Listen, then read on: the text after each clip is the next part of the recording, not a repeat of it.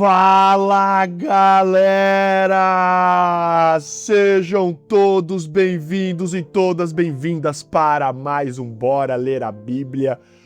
Sim, e chegamos no derradeiro e último episódio dessa temporada. Vamos ler e estudar Eclesiastes, capítulo 12.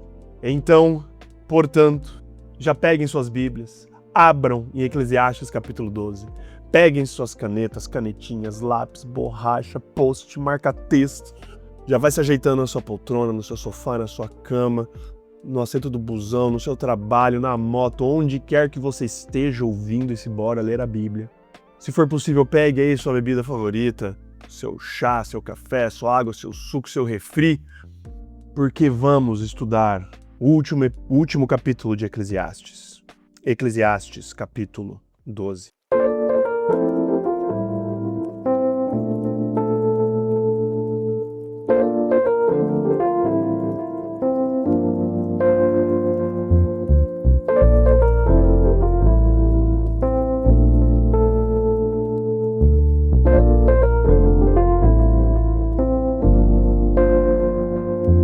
Vale lembrar, gente, que terminamos o capítulo 11 no último episódio com um conselho de Salomão, falando sobre jovem, alegre-se em sua juventude, aproveite cada momento, faça tudo o que desejar, não perca nada, lembre-se, porém, que Deus lhes pedirá conta de tudo. A gente falou sobre o que significa, né, aproveitar e tudo mais, e eu disse que no capítulo 12 eu iria responder, Salomão iria responder, o que é se lembrar, né? Fazer tudo o que desejar, em vista do quê? Né? E aqui Salomão já abre, capítulo 12, verso 1, na minha Bíblia Nova, versão transformadora, fala assim: não se esqueça de seu Criador nos dias da sua juventude. Honre-o enquanto você é jovem. Eu queria parar aqui. Aqui na minha versão, ele começa com não se esqueça do seu Criador. Mas no hebraico, ele fala lembre-se. Assim como ele falou lembre-se no verso 8 do capítulo 11, no verso 9 do capítulo 11, ele fala do lembre-se, lembre-se. Se a gente for contar todos os lembre-ses que tem desde o verso 8 do capítulo 11 até o fim do capítulo 12, são 10 imperativos para nós nos lembrarmos que Salomão fala. Lembre-se, lembre-se. Então olha só, capítulo 12, verso 1, né? Vamos colocar como lembre-se. Lembre-se de seu Criador nos dias da sua juventude. Honre-o enquanto você é jovem. Aqui ele fala que, então, é a resposta ao que ele tinha escrito antes sobre aproveite cada momento, faça tudo o que desejar, não perca nada, mas com vista no quê? Em honrar o seu Criador nos dias da sua juventude.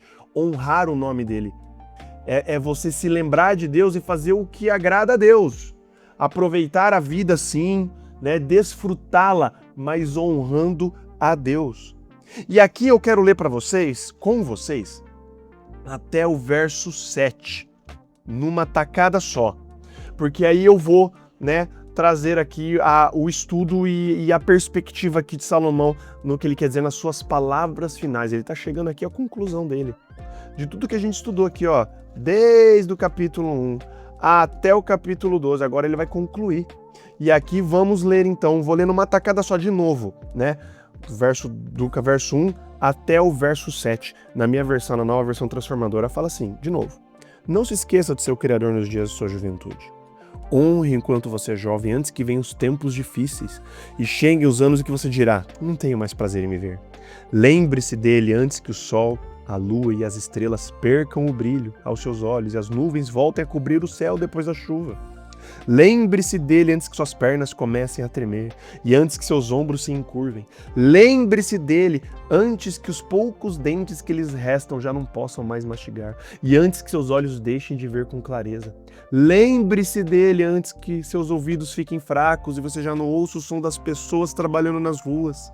Hoje você levanta com o primeiro canto dos pássaros, mas um dia não os ouvirá mais. Lembre-se dele antes que você tenha medo de cair e se preocupe com os perigos nas ruas, antes que seus cabelos fiquem brancos como a amendoeira em flor e você se arraste como um gafanhoto prestes a morrer, e antes que você perca o desejo. Lembre-se dele antes que falte pouco para descer ao túmulo, seu lar eterno, quando os pranteadores chorarão em seu funeral. Sim, lembre-se de seu Criador agora, enquanto você é jovem, antes que o fio da prata da vida se rompa e antes que a taça de ouro se quebre. Não espere até que o cântaro se despedace junto à fonte e a roldana se parta junto ao poço, pois então o pó voltará à terra e o espírito voltará a Deus que o deu. E aqui eu quero pausar. Aqui numa análise, né, de primeira, no contexto imediato, quando você está lendo aqui, Salomão ele está falando justamente de você aproveitar. Lembra que a gente comentou no último episódio, no capítulo 11, de você aproveitar a tua vida enquanto você é jovem, enquanto você tem gás, vontade, ímpeto, ousadia de testar e fazer as coisas e não ter medo de errar e vai e tudo mais. Mas ele coloca sempre, ele começa com essa ressalva: honrar a Deus enquanto você é jovem. Honrar ele. E aqui eu quero ressaltar que ele fala, né, sobre, lembre-se, ele fala das características de quando as pessoas vão ficando mais idosas, o cabelo vai ficando branco, os dentes vão caindo da boca, as pernas estão fraquejando, você vai dormir pouco e tudo mais. Mas eu quero aqui ressaltar uma coisa muito interessante do texto aqui que está no texto original no hebraico. Quando ele fala que ele já começa falando, lembrando do seu Criador. Lembre-se do seu Criador. E vamos, né, lembrar que o texto lá no começo, em Eclesiastes 1, ele começa de novo quando ele fala da vaidade, né? Vaidade das vaidades, tudo é vaidade, ou nada faz sentido. Lembra que o texto em hebraico que Salomão tinha aqui no contexto do hebraico quando ele estava escrevendo, ele queria remeter ao estado de pré-criação e criação, né? Lembra do vapor, do Habel, né? Que significa vapor, efêmero, tudo passa, né? Que inclusive é um nome, deriva o nome de Abel de novo, né? Relembrando, ele está querendo dizer aqui daquele estado pré-criação, e ele volta aqui no capítulo 12 falando de criação. E o contexto aqui tem a ver com criação e com o fim da criação, que é o fim do mundo.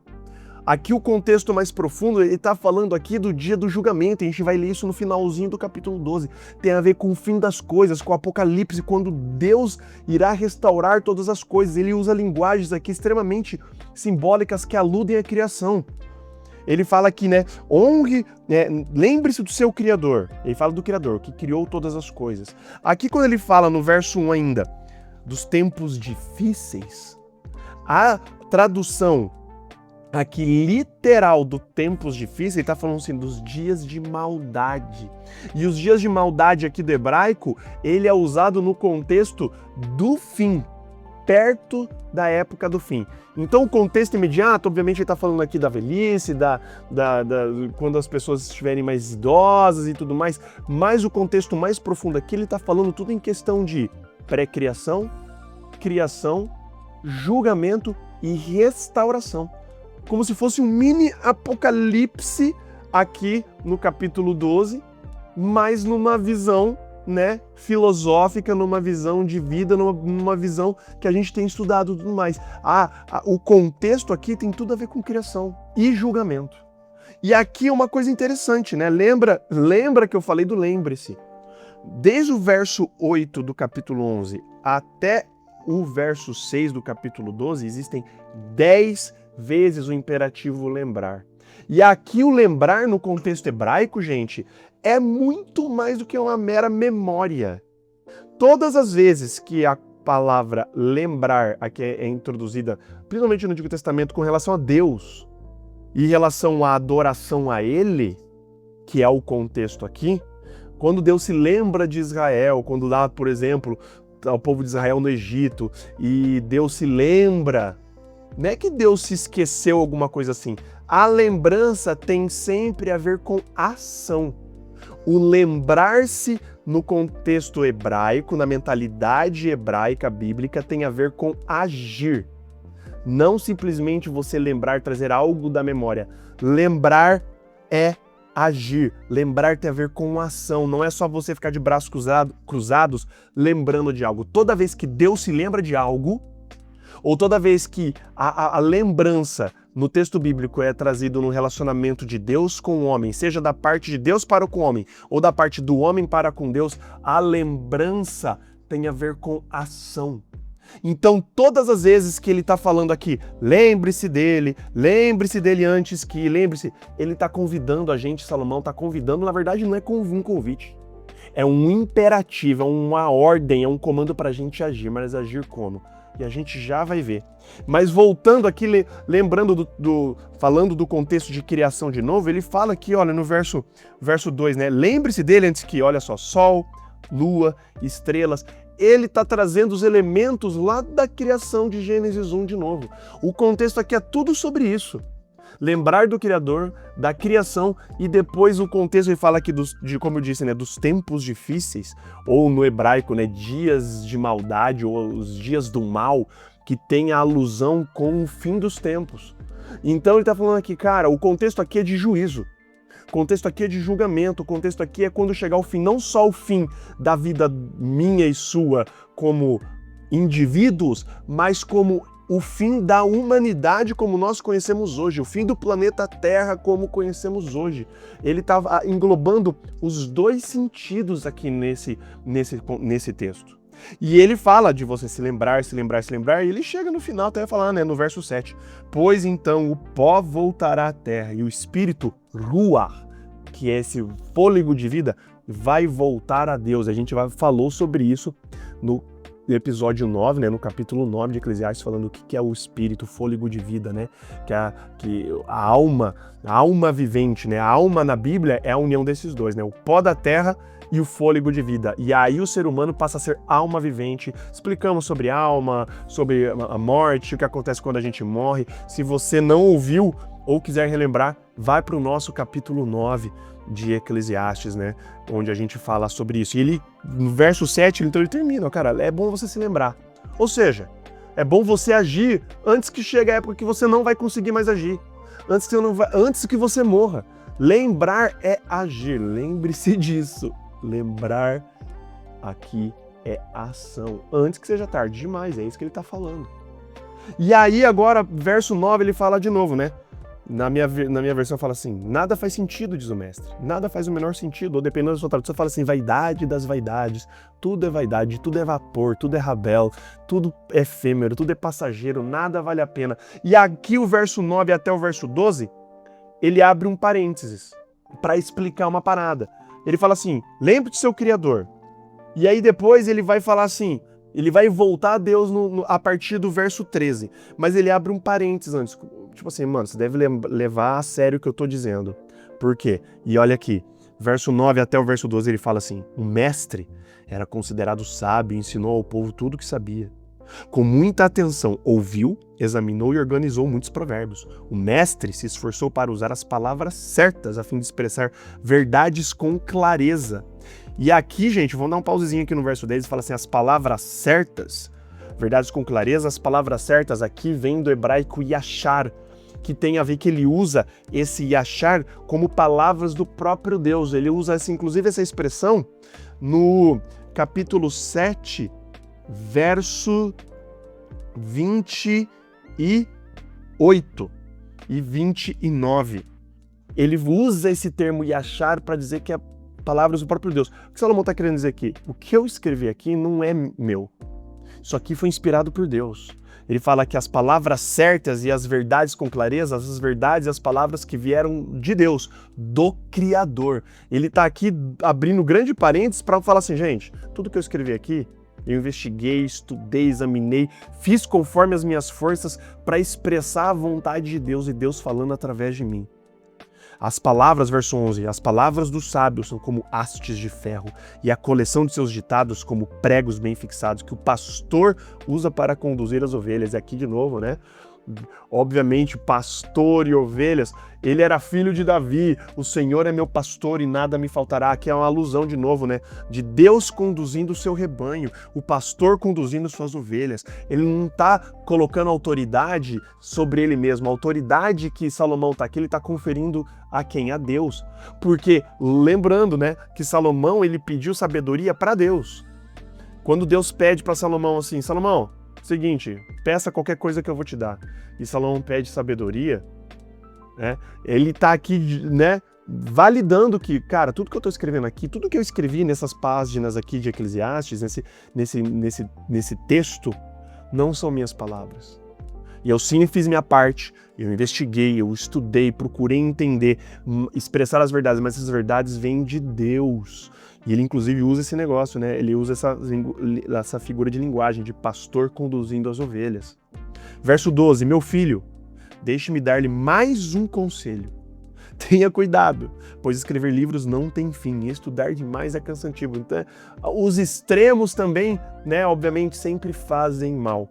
E aqui ele fecha esse parênteses e aqui agora ele chega à conclusão. Verso 13 e 14. Aqui termina meu relato e esta é minha conclusão. : tema a Deus e obedeça a seus mandamentos, pois esse é o dever de todos. E a palavra todos aqui é Adam, de humanidade, né? Ele usa essa palavra. Esse é o dever de todo homem, de toda a humanidade. Verso 14. Deus nos julgará por todos os nossos atos, incluindo os que fazemos em segredo, seja o bem e seja o mal. Aqui, o lembrar-se, de novo, né? O capítulo 12, o imperativo de nós lembrarmos é imperativo para nós agirmos. Agirmos conforme o quê? Temer a Deus e obedecer seus mandamentos. Aqui, para Salomão, o lembrar-se é muito mais do que meramente ter algo no teu coração, um conceito abstrato do que é bem, do que é o mal, do que é ser caridoso, do que é amar o próximo, do que sabe o que. Aqui o lembrar-se para Salomão é agir, e agir como? Temendo a Deus, respeitando ele e obedecendo aos mandamentos, pois ele fala que isso é o dever de todos. Isso é o dever de toda a humanidade, né? A grande conclusão é essa, que ele amarra. E ele termina com, de novo, né, lembrando que todo esse contexto aqui que eu falei é de pré-criação, criação e julgamento, o Eclesiastes inteiro, né? Ele alude ao estado do planeta Terra, de caos, de vazio, de efêmero, de pré-criação, criação, e aqui agora ele está falando do texto de julgamento, que vem ao quê? Pós isso aqui. Só que a palavra julgamento não cai muito bem, né, para os nossos ouvidos de hoje em dia, porque essa ideia de julgamento tem a ver com, na nossa cabeça, a gente relaciona com punição, ansiedade, dedo apontado na nossa cara, me acusando. A ideia hoje é muito distorcida, né? É muito negativa a ideia de um juiz, de um julgamento. Mas a gente precisa entender o que significa julgamento no contexto da Bíblia, e isso serve tanto para cá, para o contexto de Eclesiastes, quanto quando a gente for estudar, por exemplo, Daniel e Apocalipse, falar sobre o fim dos tempos, a ideia de julgamento que muita gente tem medo, vai passar num telão todos os meus pecados e vai mostrar para todo mundo. Não tem nada, já digo, não tem nada a ver com isso. Julgamento para o povo antigo de Israel, a sociedade antiga de Israel, era o contrário. O juiz ele era reconhecido como salvador. Naquela época não existia advogado de acusação, né? O promotor que ficava acusando. Então, quando uma pessoa apelava para o juiz, ele apelava para ele ser literalmente livrado da injustiça. Então é por isso que o dia do julgamento, aqui para Salomão, para o povo de Israel, o dia do julgamento era vivido como um dia de salvação.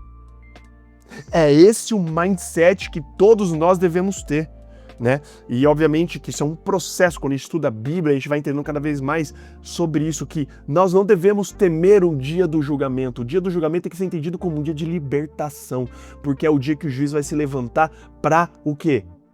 Vingar as injustiças que aconteceram com a gente, nos libertar da injustiça de uma vez por todas. Injustiça daqui agora, num contexto de fim do mundo, é o que? A injustiça do pecado, a injustiça de tudo que o pecado trouxe para esse mundo. Lá no fim, Salomão fala, Deus julgará a todos pelos nossos atos.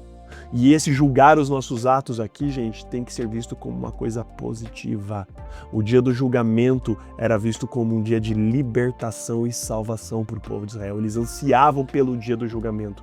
É um sentimento positivo, não negativo no julgamento. Eles ansiavam pelo julgamento, assim como Daniel ansiava pelo julgamento quando ele escreveu o livro de Daniel, assim como João ansiava pelo julgamento quando ele escreve Apocalipse. O dia do julgamento é o dia em que as injustiças vão acabar, em que todo esse mal vai terminar. Então Salomão conclui que esta é o objetivo. O lembrar-se é o quê? Temer a Deus e obedecer os seus mandamentos. Então, concluindo, começamos lá no comecinho do estudo de Eclesiastes. Qual que é o sentido da vida, então? Para que eu estou vivendo aqui? Essa é uma pergunta que é levantada desde sempre. Filósofos tentando explicar de diversas formas, né? Qual é o sentido da vida, qual é o sentido da existência. Aqui Salomão ele apresenta uma visão do sentido da vida através da ótica dele, inspirado por Deus, de uma forma bem prática. Na visão de Salomão, o sentido da vida é a própria vida. Se você está se perguntando qual é o sentido da vida, o sentido da vida é você vivê-la ao máximo. É apreciar o que é apresentado diante dos nossos olhos todos os dias. Uma xícara de café quentinha numa manhã mais fria, um sorriso inesperado de uma pessoa que você gosta, aquele cheirinho da chuva depois que ela cai, cheirinho de grama cortado, um bom filme, um quadro, uma obra de arte legal, uma música boa, as pessoas que compartilham essa existência com você, o raio de sol entrando pela janela. O sentido da vida é usar todo esse potencial que Deus te deu para você ajudar o próximo. É você viver a vida de forma a honrar a Deus. Lembra, não sei se você já estudou, né? Paulo fala quando escreve para os coríntios, né?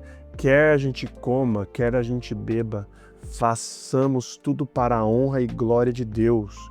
É tudo para a honra e glória dele. Mas aqui Salomão lembra que os prazeres da vida, né? Ele fala sobre comer, sobre beber, sobre aproveitar, se alegrar nesses dias. Isso são dádivas de Deus. O sentido da existência, gente, aos olhos de Salomão, é a própria existência. O sentido da vida é você vivê-la ao máximo, com todo o seu potencial, dedicando os seus dias para você se alegrar com os frutos do seu trabalho, sem sentimento de culpa. É você se alegrar com a pessoa que está ao seu lado, com a família que você tem, com os amigos que você fez nessa sua caminhada, com o trabalho que Deus te deu. Você desfrutar de tudo isso, honrando a Deus e ajudando o próximo, espalhando e jogando o seu pão sobre as águas, jogando, né, os grãos sobre as águas, e depois de muitos dias você vai trazer um retorno, nem que esse retorno seja no pós-vir, no pós-vida, quando Deus voltar aqui para julgar, não no sentido ruim, mas no sentido bom de acabar com toda essa injustiça. No final das contas, gente, o sentido da existência, o sentido de viver, é você saborear as pequenas coisas da vida, você não esperar por algo grandioso, você, eu só vou aproveitar a minha vida, minha vida só vai ter sentido quando? Aí você coloca os 2 pontos, né? Só quando eu fizer uma grande viagem, quando eu conseguir aquela grande promoção, quando eu conseguir conquistar aquela pessoa, quando não. O sentido da vida é você saber aproveitar as pequenas coisas, os detalhes. Mas isso requer o quê? Hábito. Isso requer disciplina, isso requer treino, isso requer você falar para Deus e se colocar nas mãos de Deus todos os dias, lembrando do seu Criador todos os dias e fazendo de tudo para honrar o nome dele. Quer a gente coma, quer a gente beba, quer a gente faça qualquer coisa. Tudo é adoração a Deus. Tudo ou você vai estar adorando a Deus, ou você vai estar adorando qualquer outra coisa. E se você estiver adorando qualquer outra coisa, isso já é idolatria. Isso já não é recomendado mesmo. O sentido de existir, o que a gente está fazendo agora é estudar a palavra de Deus, a gente aprender mais sobre Ele, mesmo que a gente não entenda sobre Ele tudo que a gente precisa entender, e tá tudo bem. O que Deus apresenta pra gente já é o suficiente pra gente viver uma vida de acordo com o que Ele deseja pra nós.